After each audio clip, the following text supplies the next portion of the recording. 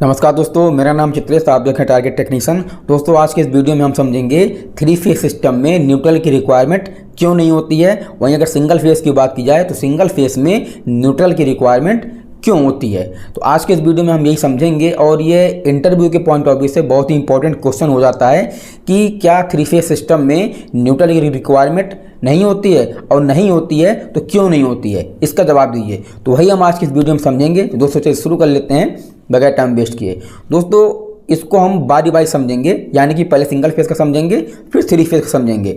देखिए single phase के case में क्या होता है कि सिंगल फेज में जो फेज होता है, फेज का काम ये होता है कि किसी भी इक्विपमेंट को फेज देना, यानी कि उसको फेज प्रोवाइड कराना।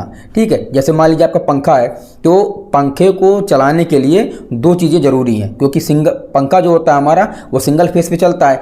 अब यहाँ पर पंखा में फेज और न्यूट्रल दोनों जाएगा, यानी कि यहाँ पर फेज का काम ये हो गया कि पंखे को फेज देना, और जो न्यूट्रल होता है, न्यूट्रल का काम ये होता है रिटर्न पाथ देना, यानी कि रिटर्न पाथ को प्रोवाइड करना।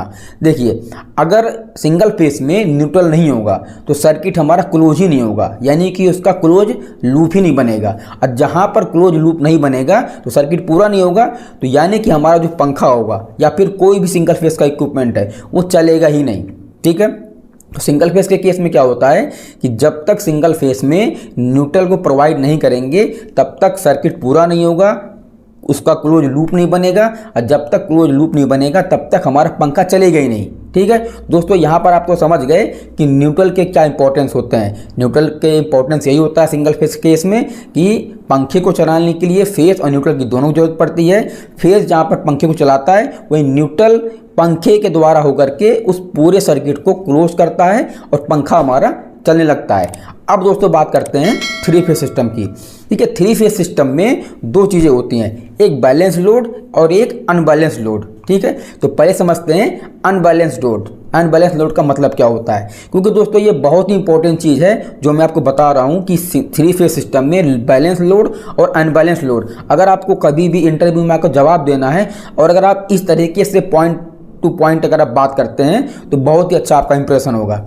देखिए अनबैलेंस लोड की बात की जाए तो अनबैलेंस लोड उसे कहेंगे कि जहां पर किसी भी सर्किट में, मान लीजिए कि कोई भी मोटर है थ्री फेज का, तो उस मोटर में सेम करंट फ्लो हो और सेम वोल्टेज हो। ठीक है, मान लीजिए कि कोई मोटर है, उस मोटर का जो करंट है वो 10 एम्पियर है, तो यानी कि वहाँ पर आर फेज में 10 एम्पियर है, वाई फेज में 9.9 एम्पियर है और बी फेज में 10.1 एम्पियर है।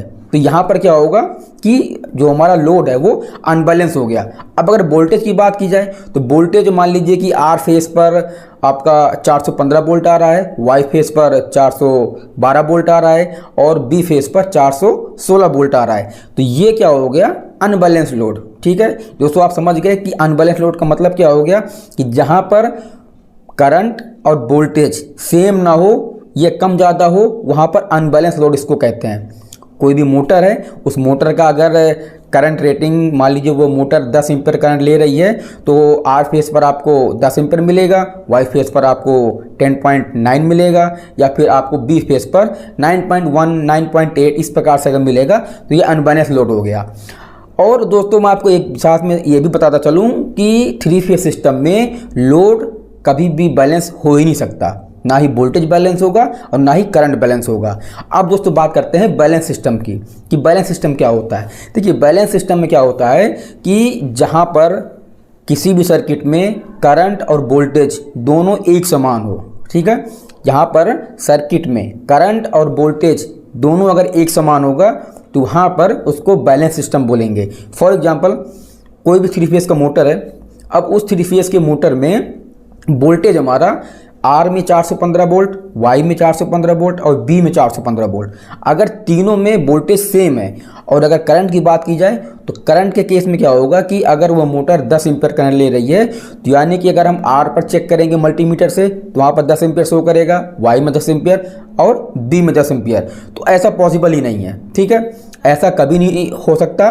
हमारा जो इलेक्ट्रिकल सिस्टम में जो 3 फेज सिस्टम होता है वो अनबैलेंस सिस्टम होता है। लेकिन दोस्तों जैसे कि मैंने आपको बताया कि अनबैलेंस सिस्टम में अगर 10.1, 10.2 या फिर 9.1 अगर ऐसा एम्पियर आ रहा है तो ये तो बहुत ही माइनर सा हो गया, इसमें कोई भी फर्क नहीं पड़ने वाला है।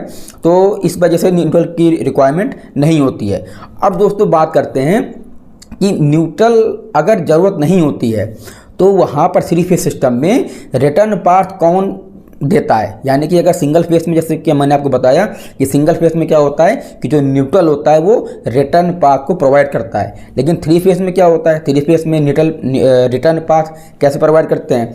देखिए तो हमारा 3 फेस सिस्टम होता है, तो 3 फेस सिस्टम जो होता है वो साइनसोइडल वेव फॉर्म में होता है। यानी कि जब हमारा आर फेस पीक पर होगा, यानी कि सबसे हाईएस्ट पर होगा, पीक पर होगा, उस समय वाई और बी फेस, बाकी के जो 2 फेस हैं वाई और बी, वह या तो नेगेटिव में होंगे या तो फिर 0 पे होंगे। ठीक है, यानी कि जब हमारा वेव फॉर्म बनेगा 3 फेज सिस्टम में जो साइनसोइडल होता है, अगर वेव फॉर्म बनेगा तो अगर हमारा आर फेस पीक पर होगा तो बाकी के जो 2 फेस हैं वाई और बी ये नेगेटिव में या फिर 0 पर होंगे। तो जब ये नेगेटिव पर या फिर 0 पर होते हैं तो उस समय 3 फेज सिस्टम में वाई फेस या फिर बी फेस कोई भी एक फेस रिटर्न पाथ को प्रोवाइड कर रहा होता है, जिससे सर्किट पूरी कंप्लीट हो जाए। ठीक है दोस्तों, और एक चीज़ इसमें यह भी होता है कि जब हमारा 3 फेज सिस्टम जो होता है वो साइनसोइडल को फॉलो करता है, तो जब साइनसोइडल फॉलो करेगा, जब हमारा आर फेस पीक पर होगा तो यहाँ पर जो वोल्टेज और करंट ये भी कभी भी सेम नहीं रहेंगे। ठीक है, ये भी चेंज होते रहते हैं। जैसे हमारा फेस कभी आर पीक पर होगा, कभी वाई पीक पर होगा, कभी बी पीक पर होगा। तो यहाँ पर जो हमारा वाई और बी फेस होते हैं, इनका जो वोल्टेज और करंट होता है ये कभी भी सेम नहीं होता है, ये भी चेंज होता रहता है। दोस्तों यही इसका रीजन होता है कि 3 फेज सिस्टम में न्यूट्रल की रिक्वायरमेंट नहीं होती है। तो दोस्तों मुझे उम्मीद है कि आपको ये छोटी जानकारी समझ में आई होगी। समझ में आया हो तो चैनल सब्सक्राइब करने के बाद बेल आइकन का बटन जरूर दबा दीजिएगा।